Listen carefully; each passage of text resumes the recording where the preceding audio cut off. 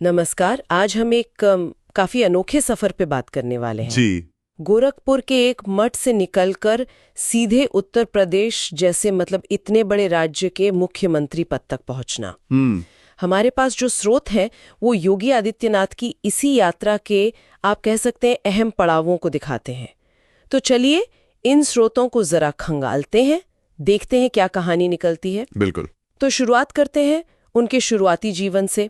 अजय सिंह बिष्ट, जानकारी यही है कि जन्म 5 जून 1972, उत्तराखंड, पौड़ी गढ़वाल। हाँ। और दिलचस्प बात यह है कि शुरुआती पढ़ाई लिखाई विज्ञान में हुई। गोरखपुर यूनिवर्सिटी से बीएससी किया। जी। और फिर जीवन में एक बड़ा बहुत बड़ा मोड़ आता है।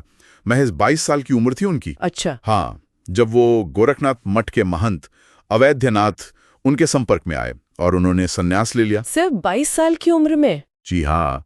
और यहीं से अजय सिंह बिष्ट वो बन गए योगी आदित्यनाथ।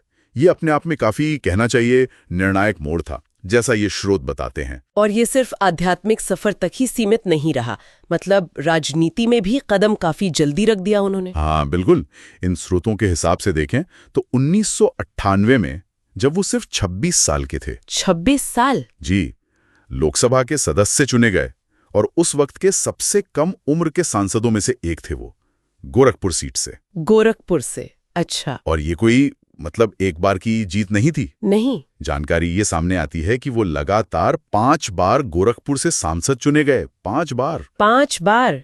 ये तो उस क्षेत्र में उनकी मजबूत पकड़ दिखाता है। बिल्कुल बिल्कुल।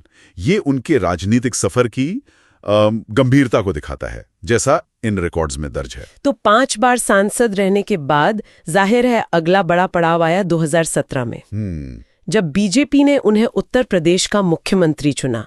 ये तो बहुत बड़ी जिम्मेदारी थी, खासकर तब जब आप देखें कि वो सीधे मठ की पृष्ठभूमि से आ रहे थे और राज्य के प्रशासनिक प्रमुख बन रहे थे। सही का। स्रोत भी यही कहते हैं कि यहाँ से उत्तर प्रदेश के शासन में एक नया अध्याय शुरू हुआ। जी।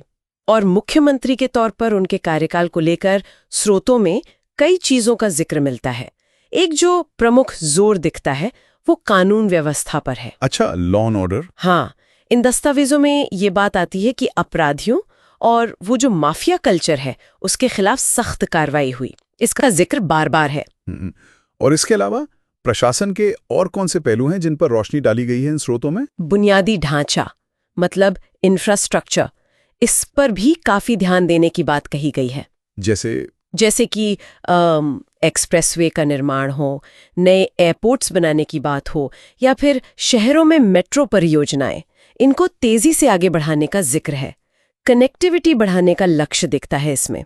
इंफ्रास्ट्रक्चर तो ठीक है, लेकिन आम लोगों तक पहुंचने वाली सुविधाएं, जैसे गांव देहात में बिजली, सड़कें, इनका कुछ जिक्र? हाँ बिल्कुल। जानकारी ये भी है कि गांवों तक बिजली पहुंचाने पर, सड़कों का नेटवर्क बढ़ाने पर भी काम हुआ है। अच्छा। और साथ ही महिला सुरक्षा जैसे जो सामाजिक मुद्दे हैं उन पर भी ध्यान केंद्रित करने के प्रयास इन स्रोतों में दर्ज हैं। और धार्मिक पर्यटन, अयोध्या, काशी, मथुरा, इनका भी जिक्र है। जी हाँ, धार्मिक पर्यटन को भी एक अहम क्षेत्र की तरह बताया गया है। खासकर अयोध्या, काशी और मथुरा जैसे जो स्थल हैं उनको एक तरह से वैश्विक पटल पर लाने की कोशिशें, इनका जिक्र इन स्रोतों में मिलता है। और आर्थिक मोर्चे का क्या? राज्य में निवेश लाना, रोजगार पैदा करना, इसके बारे में क्या जानकारी है? देखिए, आर्थिक विकास के लिए इन्वेस्टमेंट समिट्स का आयोजन करने की बात है। अच्छा, समिट्स। हाँ, और उनके जरिए उद्योगों को आकर्षित करना ताकि रोजगार के नए अवसर बन सकें, ये मकसद बताया गया है। लेकिन यहाँ ये बात याद रखनी बहुत जरूरी है। क्या? कि हम सिर्फ वो जानकारी आप तक पहुंचा रहे हैं जो हमें इन उपलब्ध स्रोतों से मिली है। बिल्कुल सही। तो कुल मिलाकर देखें तो ये सफर अजय सिंह बिष्ट से योगी आदित्यनाथ बनने का और फिर एक आध्यात्मिक गुरु से निकलकर उत्तर प्रदेश जैसे बड़े और जटिल राज्य के मुख्यमंत्री बनने तक का है।